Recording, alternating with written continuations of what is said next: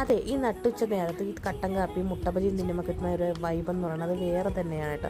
എനിക്ക് മുട്ടബജി എന്നുള്ളൊരു വീക്ക്നെസ് ഇന്ന് പുറത്ത് കൊണ്ടൊരു ആവശ്യമുണ്ടായിരുന്നു. പോയിട്ട് പറഞ്ഞ വഴിക്ക് നല്ല കിടിലം മുട്ടബജിയും അതിൻ്റെ അകത്തെ ഫില്ലിങ്സ് ഒക്കെ കണ്ടോ, അടിപൊളി മുട്ടബജിയും പിന്നെ കട്ടൻ കാപ്പിയും കൂടെ കുടിച്ചിട്ട് നേരെ വീട്ടിലോട്ട് വന്നിട്ട് പപ്പടം കണ്ടപ്പോൾ എനിക്കൊരു തരാം പപ്പടത്തോരൻ ഉണ്ടാക്കാറുള്ള ഒരു കുറച്ചധികം ദിവസമായി പപ്പടത്തോരൻ കഴിക്കണം എന്നുള്ള ക്രേവിങ് വരുന്നത്. അമ്മയടുത്ത് പറഞ്ഞു കഴിഞ്ഞാൽ അമ്മ ഉണ്ടാകത്തില്ല, കാരണം എണ്ണ കൂടുതലായിട്ട് ഉപയോഗിക്കേണ്ടി വരും. കാരണം പപ്പടം വറുക്കാൻ എണ്ണ വേണം, പിന്നെ അതിൻ്റെ കൂട്ട് തയ്യാറാക്കാൻ എണ്ണ വേണം. എന്നിരുന്നാലും സിമ്പിൾ റെസിപ്പിയാണ്.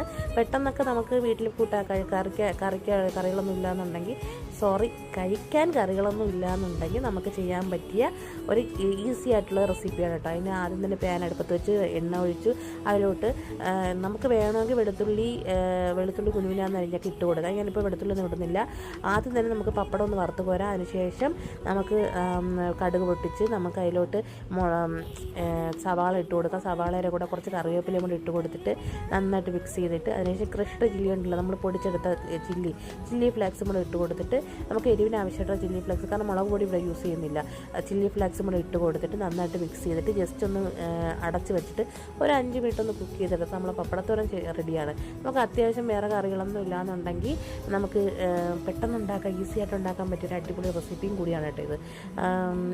അപ്പോൾ ഈ പപ്പടത്തോരൻ ഉണ്ടാക്കാനുണ്ടായ ഒരു കാരണം എന്ന് വെച്ചാൽ കഴിഞ്ഞ ദിവസം ഒരു യൂട്യൂബിലൊരു ഷെഫിങ്ങനെ ഉണ്ടാക്കണം കണ്ടു. അപ്പം തൊട്ടേ എനിക്കൊരു ക്രേവിങ്. പക്ഷേ വേറൊരു കാര്യം കൂടെ, നമ്മളിങ്ങനെ ഉണ്ടാക്കുന്ന കൂട്ടത്തിൽ നമ്മൾ ചോറും കൂടെ ആ പാത്രത്തിൽ തന്നെ ഇട്ട് കഴിക്കുമ്പോൾ അത് പ്രത്യേക ഒരു ടേസ്റ്റാണ്, അത് വേറൊരു ടേസ്റ്റും കൂടിയാണ് കേട്ടോ. അപ്പം പിന്നെ ഞാൻ വേറൊരു കാര്യം കൂടെ, ഈ ഇട്ടിക്കുന്ന ഡ്രസ്സ് ഉണ്ടല്ലോ, ഈ ഡ്രസ്സിൻ്റെ ലിങ്ക് വേണമെന്നുള്ളൊരു ഡിസ്ക്രിപ്ഷൻ ബോക്സിൽ കൊടുത്തേക്കാം. അത് ഒന്ന് നോക്കിയാൽ മതി, പിൻ ചെയ്ത് വെച്ചേക്കാം. ഓക്കെ, നല്ല കോട്ടൺ ഡ്രസ്സാണ് കേട്ടോ. 3 പീസ് കുർത്ത സെറ്റാണ്. ചൂട് സമയത്തൊക്കെ ഇടാൻ പറ്റിയ അടിപൊളി കോട്ടൺ, പ്യുവർ കോട്ടൺ ആണ്. പിന്നെ വേറൊരു സംഭവം എന്ന് പറഞ്ഞാൽ ഇത് ഞാൻ യൂസ് ചെയ്തിട്ട് വാഷ് ചെയ്ത് നോക്കിയിട്ടുണ്ട്. കളർ ഷെയ്ഡ് വരുന്നുണ്ട്, അതായത് കളർ പോകുന്നുണ്ട്. അതുകൊണ്ട് ക്വാളിറ്റിയൊക്കെ അത് ബേസ് ചെയ്ത് നോക്കിയാൽ മതി. 500 വിലയാണ് വരുന്നത്. അപ്പം നമുക്ക് അഫോർഡബിൾ റേറ്റിൽ വാങ്ങാൻ പറ്റും. ഓക്കെ, വേണമെന്നുള്ളവർക്ക് ഞാൻ താഴത്ത് ഡിസ്ക്രിപ്ഷൻ ബോക്സിൽ ഞാൻ ലിങ്ക് പിൻ ചെയ്ത് വെച്ചേക്കാം. ഓക്കെ, അപ്പോൾ നമ്മളെ പപ്പടത്തോരനൊക്കെ റെഡിയായി. ഇന്നത്തെ ഉച്ചത്തെ കഴിച്ചു നോക്കി, അടിപൊളിയാണ്. അല്പം ഉപ്പേ ഇടാവുള്ളൂ, കാരണം പപ്പടത്തിൽ ഓൾറെഡി ഉപ്പുള്ളത് കൊണ്ട് അല്പം ഉപ്പ് മാത്രം ഇട്ടാൽ മതി. അപ്പം പിന്നെ ചോറെടുത്ത് കഴിച്ചു. ഈ ടേസ്റ്റ് ചെയ്ത് നോക്കി. ഇന്നത്തെ ടേസ്റ്റർ എന്ന് പറഞ്ഞാൽ എൻ്റെ മോളാണ് കേട്ടോ. അവൾ കഴിച്ചിട്ട് പറയണ അഭിപ്രായം ഒന്ന് കേൾക്കാം.